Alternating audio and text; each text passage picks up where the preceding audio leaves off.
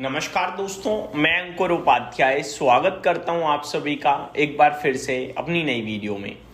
दोस्तों यहाँ पे आप सभी के साथ बात करने वाला हूं एक एक करके कुछ स्टॉक्स के बारे में जो आज एक्शन में देखने को मिल रहे हैं हम सभी को। लेकिन उससे पहले भारत के बाजार की रिकवरी का डिस्कशन करना बहुत ही जरूरी है। अब रिकवरी और बढ़ गई है और रिकवरी बढ़कर हो गई है 250 पॉइंट्स की निफ्टी पे। मात्र 80 पॉइंट नीचे रह गया है। स्मॉल कैप मिड कैप में भी पूरी रिकवरी हो चुकी है। अब स्मॉल कैप इंडेक्स 1/3% नीचे है और मिड कैप 0.4%। बैंक निफ्टी जो मैंने प्रीवियस वीडियो में कहा था कि लीडरशिप ले रहा है रिकवरी की, इस समय 0.5% ऊपर हो चुका है। जी हाँ, बैंक निफ्टी शानदार एक्शन में दिख रहा है। आज से मैं आपको बताना चाहूंगा आरबीआई की पॉलिसी भी शुरू है। 3 दिन की पॉलिसी होती है, मीटिंग होती है, आउटकम आएगा फ्राइडे को तीसरे दिन। तो ये भी एक बड़ी अपडेट है। अब स्टॉक स्पेसिफिक बात करना चाहूंगा आप सभी के साथ। पहला स्टॉक है दोस्तों एनएचपीसी। एनएचपीसी के शेयर में आज 4% की शानदार तेजी देखने को मिल रही है और कल शायद करीब इतना ही गिरा था ये स्टॉक। कल इसका OFS यानी ऑफर फॉर सेल ओपन हुआ था 4% डिस्काउंट पे। और आज के सेशन में अगर आप देखें तो इस स्टॉक पे रिटेल कैटेगरी के लिए OFS ओपन हुआ। पहले दिन नॉन रिटेल के लिए होता है, दूसरे दिन रिटेल के लिए होता है। आज इस स्टॉक में मूव आना बनता था क्योंकि नॉर्मली यही होता है, रिटेल वाले दिन शेयर बढ़ जाता है, नॉन रिटेल वाले दिन घट जाता है। पहले दिन घटता है, दूसरे दिन बढ़ता है और वही आज हुआ है। मैंने काफी बार इसके ऊपर आप सभी के साथ स्टडी भी करी है, प्रॉपरली बोला है कि फर्स्ट डे कैश मार्केट में खरीदो, अगले दिन जब ओपन मार्केट में बढ़ जाएगा प्रॉफिट बुक कर दो। OFS का चक्कर ही नहीं रखना, इसमें इंस्टेंटली आपको 2 से 3% मिल जाता है और वो हो गया इस स्टॉक में। अगला स्टॉक है दोस्तों CP प्लस यानी आदित्य इन्फोटेक। इसको देखिए आप, वन साइडेड अलग ही तेजी में दिख रहा है ये स्टॉक। अभी इसके नतीजे आए थे, नतीजों के बाद 10% भागा, अगले दिन फिर 8% भागा, आज वापस से भाग रहा है। अगर मैं आप सभी के साथ इस स्टॉक का टेक्निकली चार्ट स्ट्रक्चर शेयर करूं तो इसमें मूव आया था 22 मई के बाद। 22 मई से पहले भी तेजी में ही था, लेकिन 22 मई को शेयर का भाव था करीब 2400 रुपए के समथिंग और आज की डेट में शेयर का भाव है करीब 3345, यानी 2400 से 3300 अगर आप नोटिस करें तो 950 रुपये भाग गया शेयर।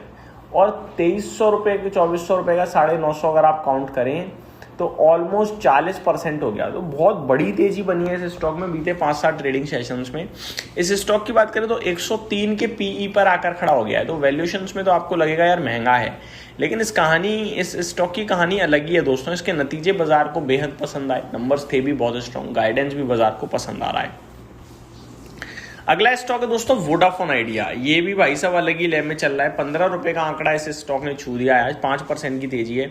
वॉल्यूम्स देखिए 92-93 करोड़ शेयर्स ट्रेड हो गए हैं। छोटा शेयर है इसलिए वॉल्यूम्स हैवी ही रहते हैं इस स्टॉक में, लेकिन फिर भी 93 करोड़ शेयर्स तो ज़्यादा ही है भाई साहब। एवरेज वॉल्यूम से भी डबल हो गया है। इस शेयर की बात करें तो 5% की तेजी है। इसमें भी एक अलग ही तेजी चल रही है बड़े लंबे समय से, जब से वो सरकार ने इन्हें समय दिया है तब से, अगर आप नोटिस करें तो। अब यहाँ पे काफ़ी सारे लोग पूछ रहे हैं कि भैया क्या लेना चाहिए। देखो मेरे हिसाब से तो यार महंगा हो गया है। महंगा इन मीन रैली बन गई है, 17-18 तक और इंच हो सकती है, लेकिन वो बहुत हाई रिस्क हो जाएगा अब यहाँ से। जिनके पास था, जिन्होंने खराब समय में लिया और कॉन्फिडेंस दिखाया, उन्होंने पैसा बना लिया। हाँ, बहुत सारे लोग अब इसमें ये भी करे होंगे ये तो 100 रुपये हो जाएगा, 150 हो जाएगा, वो बस सपने सजा रहे हैं। ऐसा कुछ भी नहीं होने वाला है। ऐसा होने के लिए कंपनी को पूरा टर्न अराउंड करना पड़ेगा, जो हमें स्क्रीन पे दिखेगा। एक साथ रातों रात 100 रुपये पे नहीं खुलेगा, धीरे धीरे जाएगा, जो अभी तो मुझे बहुत मुश्किल दिखता है। लेकिन हाँ, स्टॉक में बढ़िया मूव आ रहा है। एक्चुअली में डेटा भी यही कह रहा है बीते कुछ महीने से ना कि सब्सक्राइबर में जितने घटने थे वो जा चुके हैं। अब रुके हुए सब्सक्राइबर्स हैं, अब उन्हें रोकना है और धीरे धीरे फिर नए जोड़ना भी शुरू करना है। तो ये सारी चीज़ें हो रही हैं इस स्टॉक में। अगला स्टॉक है ओला इलेक्ट्रिक।